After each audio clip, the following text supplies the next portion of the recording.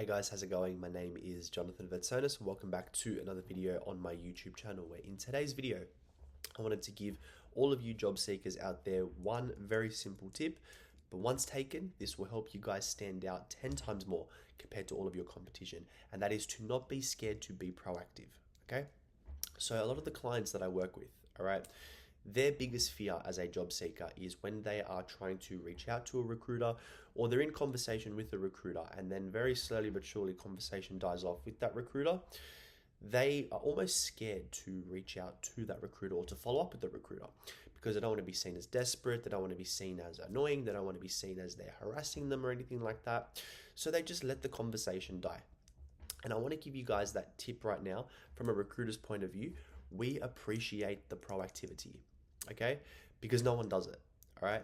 Now, if a recruiter ghosts you, does that mean that like the recruiter's a bad person? Does it mean that you're not the right candidate? Does it mean you did something wrong? I don't know. I don't know. You don't know. What's the point in just assuming? You know what I mean?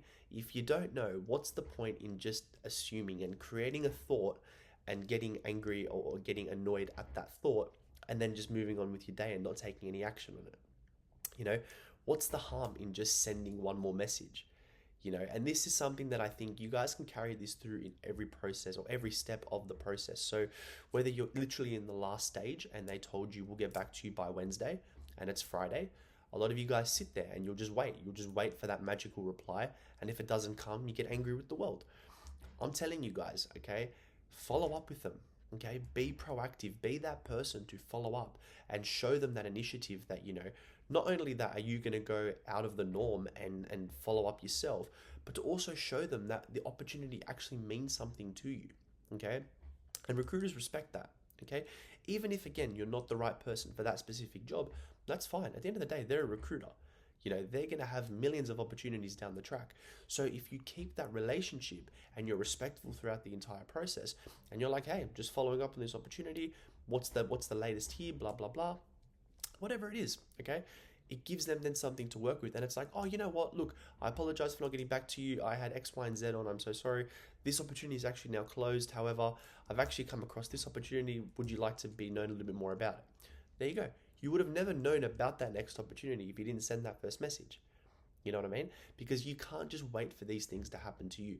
You need to understand, guys, in the recruitment process, unfortunately, it's a lot more transactional than you'd like to believe. Okay?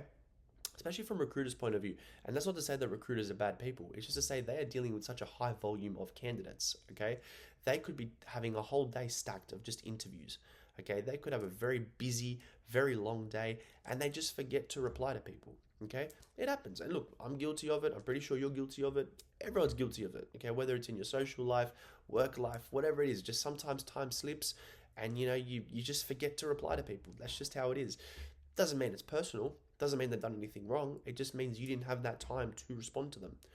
And so in that situation, if you can see, guys, in a working perspective, that you are struggling to get that response from them, and you're in a conversation, you sent a message and they haven't responded in a week, follow up with them. It's also like, if a recruiter reaches out to you and then like, let's say even that happens and a recruiter reaches out to you and you get back to them and they don't respond to you. Okay, don't sit and think, oh, should I follow up with them, should I not? Just do it.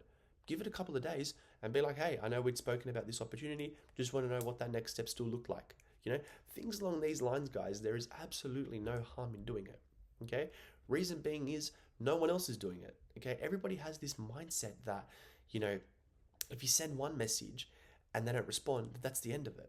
Okay, you know what, guys, I'll tell you guys even a story from my perspective. So obviously, as I work in medical recruitment, when I'd first started, I had to build a lot of relationships with doctors from zero. Obviously I knew no doctors, I needed doctors to do work, so I needed to not only build relationships, but I had to build trust. So what did my days look like in those first few months? I was cold calling hundreds of doctors every single day. Cold calling, cold calling, cold calling. If they didn't respond, send a text message, And what I realized is, guys, that say, after like a week, you go through your text messages, you've sent out that, same like, hey, this is Jonathan from my company, just reaching out regarding a couple of opportunities. Please feel free to give me a call back when you get the time. Almost 95% of them would not respond. But you know what? A week later, you call back, Or you just send a follow-up text being like, hey, just following up from this text message. I guarantee you guys, let's say you send out 10 of those, 3 or 4 of them will get back to you. I promise. Even if it's not 3 or 4, two will get back to you. And that was still then for me, 2 more new leads. Okay?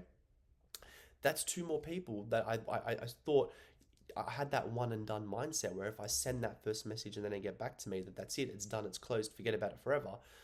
That's 2 more people now that have now entered my pipeline and I can now speak to again. Even if it doesn't convert, it's still another conversation that could then lead to something more down the track.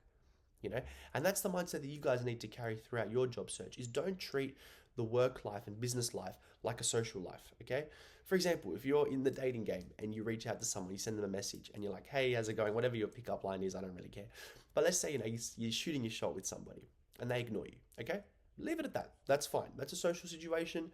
They obviously are not interested. Leave it at that. That's fine. Okay, that I can understand the whole, I don't want to be seen as, creepy or harassing or things along these lines. I get it from that perspective. That's fine.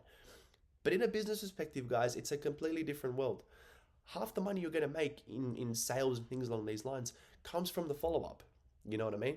Comes from being that guy who, like these people, like from a sales perspective, people are getting hundreds of cold calls or ads to them every single day. Half of them will follow up, and then half of them will send a third message. So already, the more persistent you are, you're going to show them a little bit more about yourself, that, you're standing out a little bit more. Now, again, there's a difference between persistence and harassment. I'm not saying, send 10 messages in one day or things along these lines. I'm literally just saying, if you message a recruiter on a Monday, they don't get back to you, send them a message on Wednesday. They don't get back to you, try one more that following Monday or Tuesday, and that's it. Okay, that's it. 2 or 3 messages, that's all you need. Okay, that's it, done. Okay, but don't be scared, guys, to actually send that follow-up message. There is absolutely no harm in it. Okay, because at the end of the day, you're going to be doing stuff that no one else is doing. And especially when you're in the first stage of your career and you're able to have that confidence to do that from the very, very start, you are going to stand out 10 times more than all of your competition. And you're going to carry those principles with you throughout your entire career. And it's only going to help you become more confident and better as a candidate presenting as time goes by. All right, I promise you guys, there's one piece of advice I wish that I took when I was first starting my job search. I wish somebody just sat me down and said, Jonathan, please do this because I promise you it will help. I promise you guys. All right. I'm a recruiter myself. I've been through that job search myself as a graduate only a year ago. All right. I know what it feels like. All right. Send the follow-up message. Be proactive. Don't be scared to follow up. There is no harm in it. Okay. There is no harm in it. There is never a recruiter going into a meeting room with his team going like, oh my gosh, I got this double up message from this annoying grad. Gosh, can you just leave me alone? I promise you guys, no one is doing that. Okay.